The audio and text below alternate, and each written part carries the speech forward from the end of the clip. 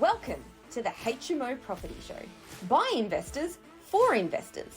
Catch us weekly as we discuss all things cash flow positive property investing. Whether you're a seasoned investor, a new landlord, or just curious about property investing, this is the podcast for you. Sponsored by the Coliving Collective, your trusted partner in creating vibrant and sustainable shared living experiences. Visit us at colivingcollective.com.au to learn more. Hello and welcome to the HMO Property Show. I'm Gibb and today we're launching something a little different. This is the very first episode of the Coliving Diaries, a new series where we step away from the numbers for a moment and meet the people behind Australia's co-living movement. On this series you'll hear from residents, investors, community partners and our own team. We'll explore why people are choosing co-living and how it's changing lives, and why we believe this way of living is becoming an increasingly important part of Australia's housing future.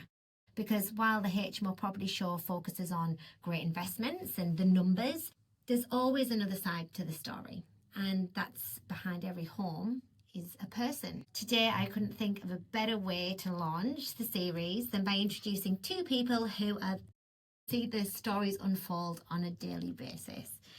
Mel and Annalisa are two of our incredible people and property managers at Living Rooms. Earlier this year, they set themselves a pretty ambitious goal. They wanted to strengthen partnerships with organisations supporting people experiencing housing insecurity, and this quarter they've set the target of helping at least 5 people move into long-term accommodation during this 90-day sprint. However, we know that you've already started helping people along the journey through partnerships that you've created. So welcome, ladies. Thank you for joining me. Hi. Hello. So first up, let's talk about why you chose partnerships as one of your key goals for this year. Yeah, so I think we were really excited about creating this partnership referral. Annalisa and I actually have a pretty good story about how we thought about this. So we met a man at the start of the year. He was homeless and we were interacting with him regularly, and we wanted to find a way where we could help more people like him. We weren't necessarily able to help get him into housing, but we knew that there were some wonderful organisations out there that we could work together with to help people find a safe place to call home. Okay, now you're saying that really kind of smartly, but we know there's a deeper story. Where was it that you found him, and what did you call this place? I can take this one. Okay. Okay, so yeah, basically we started this because at our office there was a parking lot in like a basement, and Annalisa and I would run into the same guy that was homeless sleeping in that parking lot. And it really did like break our hearts to see that like he was such a nice guy and like he was just in a bad situation.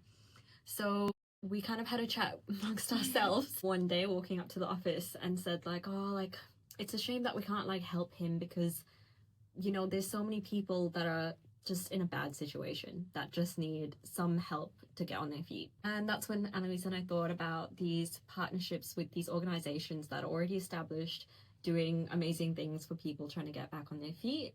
And yeah, Annalisa and I thought, why not try to add something to them and try to create these referrals for people who are ready to take on that next step of independence. I love that. So before we get into who you're partnering with, I'm going to go a little deeper into that, because I know you girls didn't just say we met this guy who's really lovely but unashamed, what a shame that he's homeless. First of all, you called the place the dungeon because you were all a bit scared about actually going into this parking lot. And I think what's a really beautiful, I guess, story or narrative around this is that what you thought was an unsafe and, you know, there's somebody strange down there and they're sleeping rough, you know, a bunch of girls having to go and park down there. It was very nerve-wracking. So I think the story first started a bit like, oh my God, there's a guy in the dungeon. There's a guy in the dungeon. But then as you kind of went along the journey, you recognised it was a human and a good guy, but it was somebody who just lost their way, right? Yeah, for sure. Yeah. It kind of started off just saying like hi and bye, and then it kind of got to like, oh, what's your name? Like, what's your story type of thing. Yeah. And yeah, that is how it started. Yeah. Awesome. Yeah. Because having I more feel like chat. it's always a person behind it, but Yeah. we kind of tell ourselves or we guide ourselves by a story as to, you know, why they're there. And it's not always the way. It's not always that they're a bad person or, you know, just unfortunate circumstances can hit. 100%. And I think we've all learnt that in our journey of this way of housing, right? 100%. Yeah. Beautiful. So tell me about the organisations, who they are, what made you reach out to those specifically, you know, name them. Yeah, tell us a little bit more of the organisations. So we first reached out to St. Pat's, who we had already worked with in the past. We wanted to have a meeting with them to set up a bit more of a formal referral process. We also reached out to 55 Central, the Lucy Saw Centre, Rua, Zonta. Yeah. So tell me, St. Pat's, who do they focus on? So their focus is mainly on people that are like homeless, rough sleeping, just the general public that's in that type of situation. Whereas like 55 Central is more on men's health, Zonta is more on DV, and so is Rua, and the Lucy Saw Centre is quite focused on DV. And what have you learned through working with these organisations? I think it's really inspiring to see people picking up their lives like that and getting back on their feet, and just again learning that there's always a person behind the story, or it's not just like, oh, we're just trying to get these people in just to meet numbers or something, but it's like we're actually changing this person's life. And how do they respond? So you've reached out to them. How do they respond to this partnership, this referral kind of base? A lot of the organisations were really keen to have a chat with us, find out more about what co-living has to offer, and what we do here at Living Rooms. Yeah. And they kind of started the process? Yeah, it was great.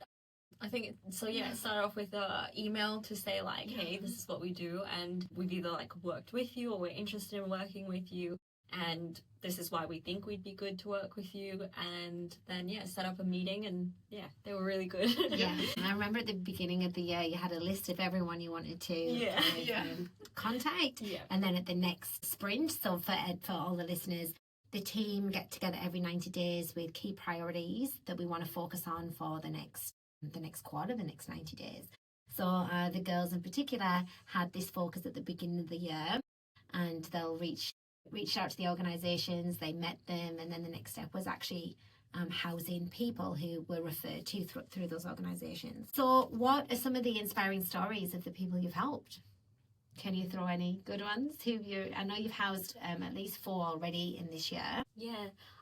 I actually have someone that came out of a DV situation. She's in her early 20s, so she was having a really rough time. She doesn't have much family here at all or anything. And she moved into one of our houses. And actually, there was another lady that was coming out of a DV situation that had lived at that house for quite a while.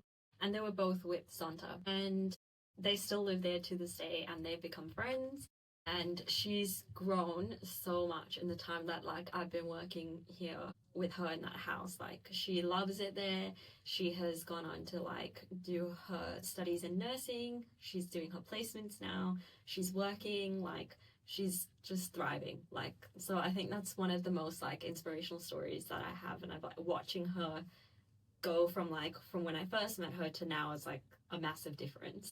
Beautiful. Yeah. Awesome. Do you have any others? I have also had a similar situation where we had a girl also in her early 20s come to us. It was out of a DV relationship. She left her marriage, and we were able to help her find a room in an area that was ideal for her. And it was just really great to get her in somewhere safe. Yeah, beautiful. And this is it.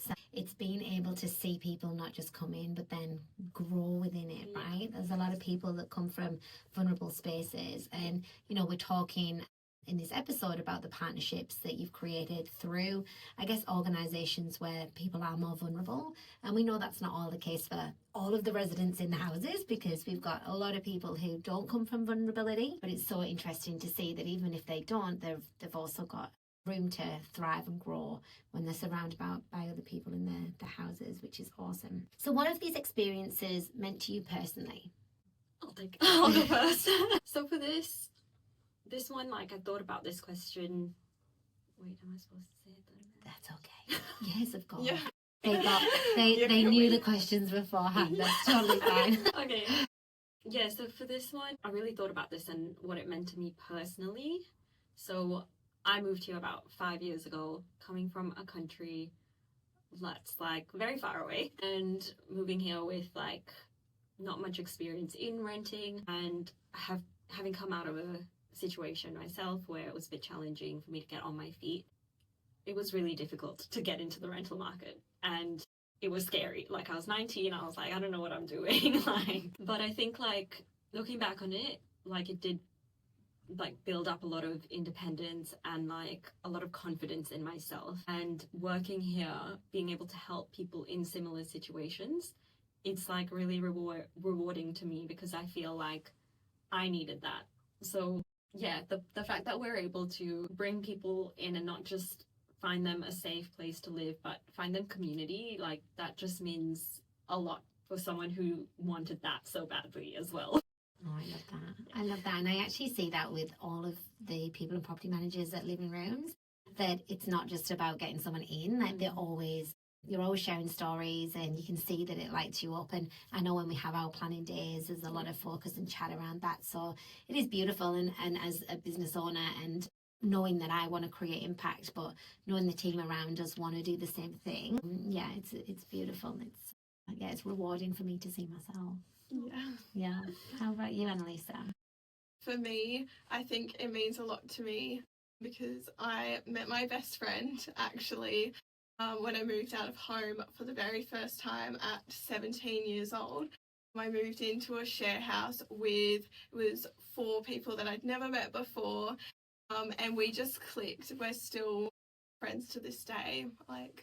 Awesome. Yeah. And that's it. You actually can meet people. Yeah. There's a lot of people that come from different countries, and they have no, they're trying to find connections through work, but where else, if you don't just have work, then this is a new way that you can actually create connections through your home life as well, which is beautiful. So can we talk about why housing is about so much more than simply providing a room? Have you got any comment on that?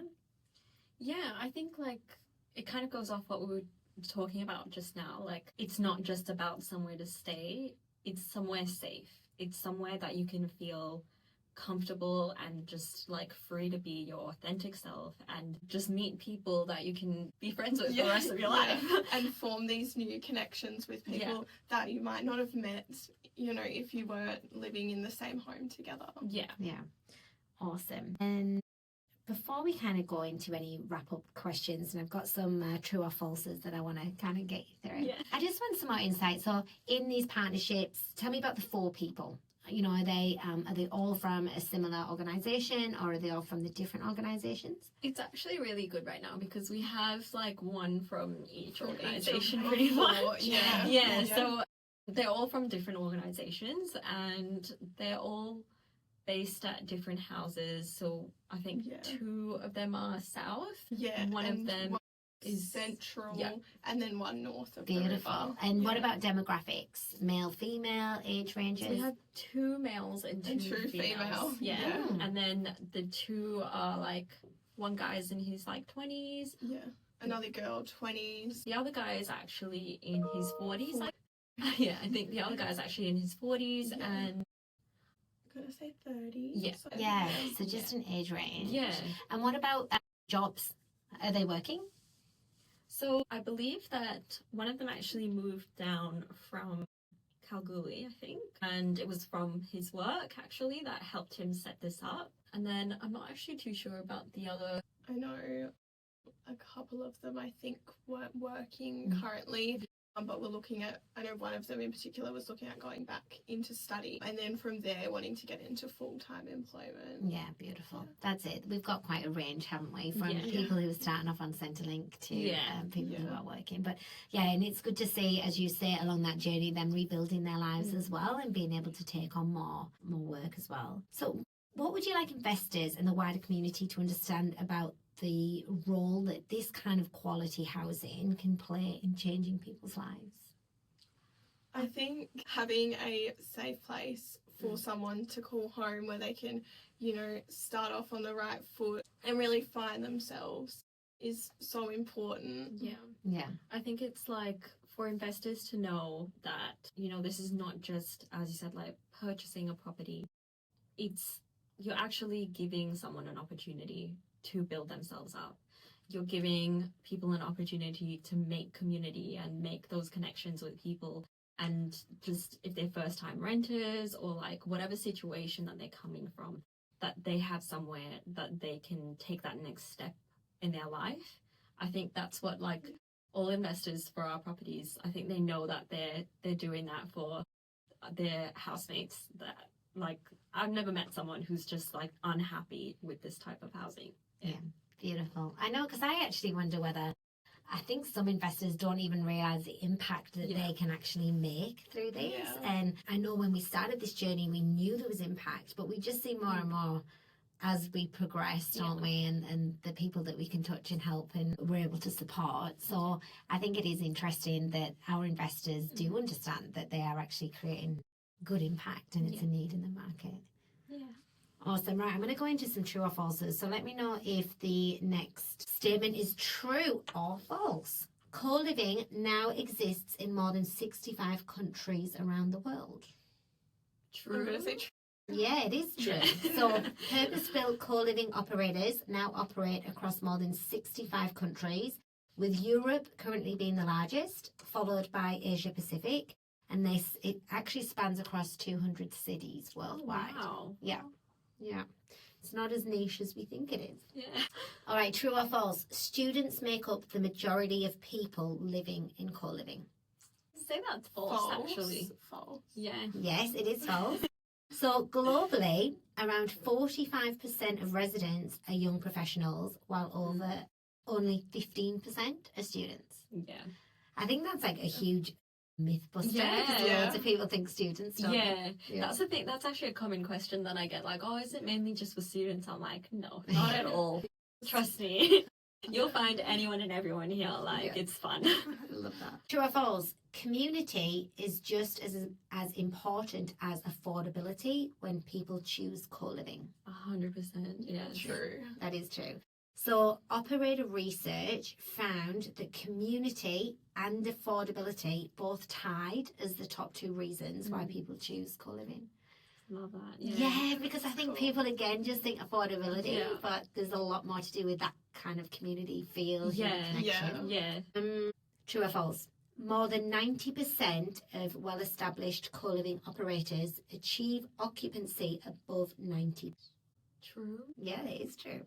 So yeah, well-managed co-living communities typically report occupancy around 92%, reflecting strong ongoing demand. Yeah. I think that's good. I kind of wanted to put them in because it kind of is a bit of myth buster on all of them. Yeah. That's cool. So what I'd like to do at the end of each of our episode of the Coliving Diaries, I want to ask 3 questions, and we'll, if you both answer them as well. Yeah, So, Annalisa, what does home mean to you? Home to me means a place where I can just be myself, feel comfortable, safe, where I can relax and just de-stress at the end of the day. Beautiful. Mel? Yeah, I think for me as well, like, it's just that place that's safe. Like, you don't have to pretend to be someone who you're not. You can just go home and be yourself. And yeah, it's just somewhere that you can fully just let your guard down. I love that. Gorgeous. In one sentence, why do you believe co-living matters? I believe that co-living matters because it brings people together from all different walks of life, and it's really great to see the connections that people form. Yeah, I think that gives people that independence that they're looking for. Like, when you don't want to live with your parents or live with certain other people or anything like that, it gives you the opportunity to move out, have your own space, but still be a part of a community and like not alone. So I think that's why it's really important. I see so many people like say that that's exactly what they're looking for. So Awesome. And if someone listening was considering co-living for the first time, what would you say to them? do it. Yeah, go for it. Go for it. Yeah, you learn so much and you meet so many different people. You have so many different experiences. I think it's a great way to get into renting if you're new to renting. And yeah, it's a safe place. It's somewhere that you can really grow and like build yourself up. Awesome. Yeah. Got a bonus question for you both. So what are your goals next? Sure. I think we're definitely hoping that we can continue with the partnerships and grow them as time goes on. I think we're also going to be looking into how to some like female only houses and that kind of thing, so we can have a few more clients that would be comfortable, because I feel like that is sort of like a barrier that we face. So I think we're definitely looking at that and trying to navigate that. Yeah, absolutely. I think we want to continue having more people move into our homes, find a safe space, as well as just strengthening our relationship with the organisations that we're working with. Beautiful. Well, great work, girls. I really appreciate everything that you're doing. And, I set off last year to focus on impacts and partnerships. So when we started the new year, and that was one of your goals too, I was incredibly proud and grateful that you're kind of steering the ship in that way for the rest of the team, because I know they love doing it too. Yeah. So thank you so much. Thank you for joining me today. Thanks so much Thank for having you. us. Awesome. That was a nice 22 minutes, which is a nice little thing. Yeah, beauty. All right. Cool. Thanks for watching. Make sure you tune in the same time next week so you can stay up to date with all cash flow positive property updates.